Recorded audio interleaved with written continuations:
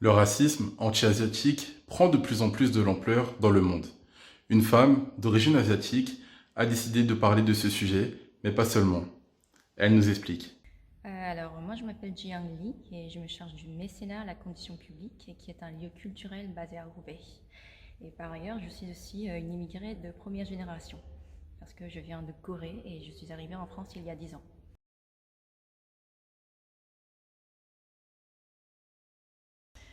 Alors effectivement, c'est difficile, parce que comme tous les secteurs culturels en France, on est tous fermés. Et fermés depuis pas mal de temps maintenant. On essaie de programmer quand même des rendez-vous, des manifestations. Et après cela, on est contraint d'annuler, on reprogramme et on est encore contraint d'annuler. Mais on essaie de garder quand même l'espoir et on garde l'espoir, quoi. On essaie vraiment de faire en sorte qu'une fois qu'on aura ouvert les portes, on puisse vraiment proposer des choses euh, qui peuvent faire du bien au public et qui sont aussi en lien avec ce que nous vivons actuellement.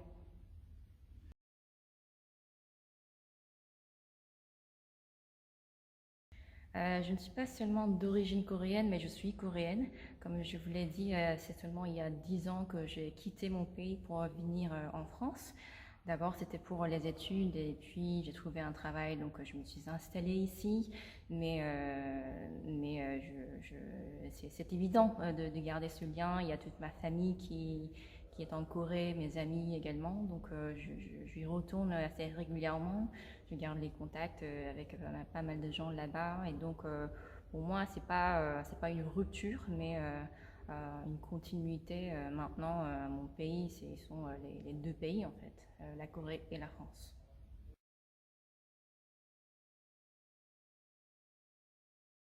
Je pense que c'est pas vraiment quelque chose qui est nouveau. Je suis persuadée d'ailleurs, parce que c'est plutôt juste une, une, une des circonstances. Puisqu'il y a cette pandémie Covid-19, on parle plus de l'antiracisme asiatique. Et peut-être que ça donne aussi plus de légitimité pour dire de tels discours envers les Asiatiques. Et c'est aussi dans ce cadre-là qu'on parle plus de ce discours-là. Mais le racisme contre les Asiatiques a toujours existé. Il ne faut pas le nier. Il ne faut pas en avoir honte. Il faut surtout pas rendre ce sujet un tabou. Parce que aujourd'hui, oui, c'est vrai qu'il y a tellement d'autres types de racisme envers d'autres communautés. On peut dire le racisme envers les Noirs, les Maghrébins et autres. Et on a toujours tendance de dire que le racisme envers les Asiatiques sont moins graves.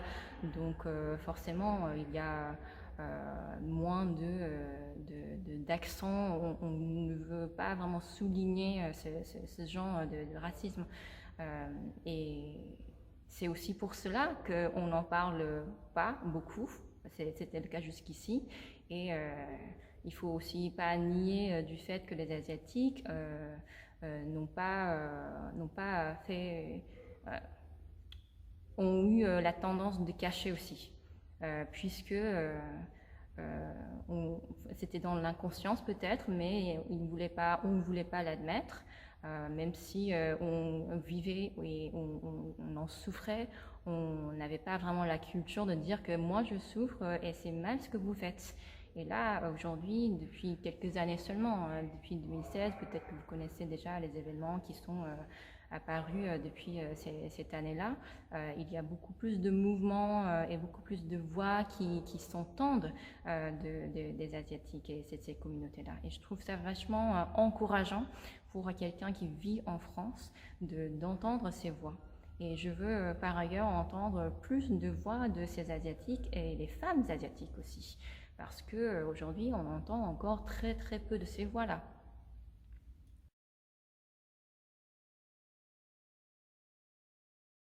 Et c'est intéressant, mais je pense que c'est quand même nécessaire d'en parler. Moi, je suis fière de me présenter comme asiatique.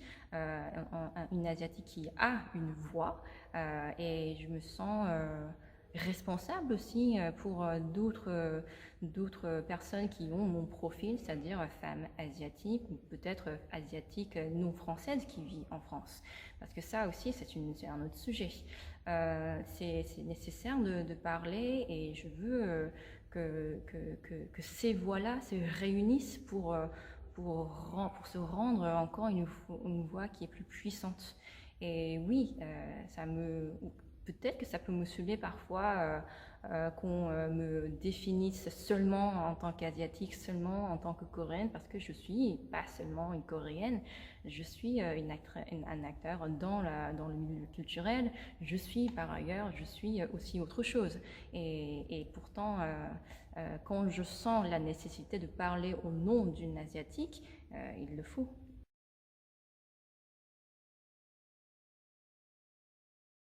Ah, mais bien sûr, il y a, c'est presque, je dirais pas que c'est quotidien, mais c'est quand même un racisme du quotidien. C'est-à-dire que c'est pas un racisme systémique dans le sens où on est censuré en voyant un nom asiatique sur le CV. Je pense pas que ça m'est arrivé vraiment.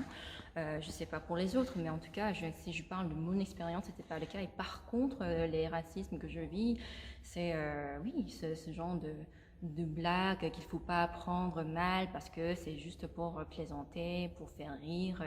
Voilà, les choses, ching chang chong. Enfin, on entend toujours le mariage blanc. Encore une fois, je vous dis que moi, je suis arrivée en France il y a seulement 10 ans, et il y a 10 ans, j'en ai jamais vécu ça. J'étais pas considérée comme asiatique, mais juste comme Jiang Li.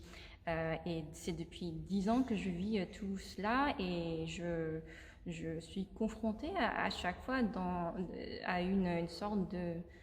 Je ne comprends pas pourquoi ils font ce genre de discours, ces commentaires, de plaisanterie qui n'est par ailleurs pas du tout drôle. Et pourquoi est-ce qu'on doit subir ça juste parce qu'on a une physique qui est un peu différente? Je sais pas. Déjà, j'aimerais donner cette parole à tous les Asiatiques qui sont en France, euh, qu'ils ouvrent un peu, euh, pas seulement les yeux, mais aussi la bouche. Parce que c'est pas du tout quelque chose. Si, en fait, c'est ça. Si on reçoit des commentaires, si on subit du racisme, ça ne veut pas, en aucun cas, ça ne veut dire qu'on est des êtres inférieurs. Ça veut plutôt dire que les personnes qui donnent ces commentaires racistes sont eux dans le méconnaissance ou c'est ça. Et donc moi je me sens responsable de, de, de faire découvrir aux gens que le racisme, en fait, ce que vous faites, un peu, que ce soit parce que vous êtes vraiment sincère dans vos pensées, ou si c'est par juste une plaisanterie, vous avez tort, tout simplement. Vous avez tort, et ouvrez un peu les yeux et voir ce que c'est finalement, que ce soit les Asiatiques ou les Africains ou toutes les autres communautés qui subissent le racisme. Donc ça, ce que je voudrais dire aux autres qui sont, oui, donnent des paroles de racisme, tout ça.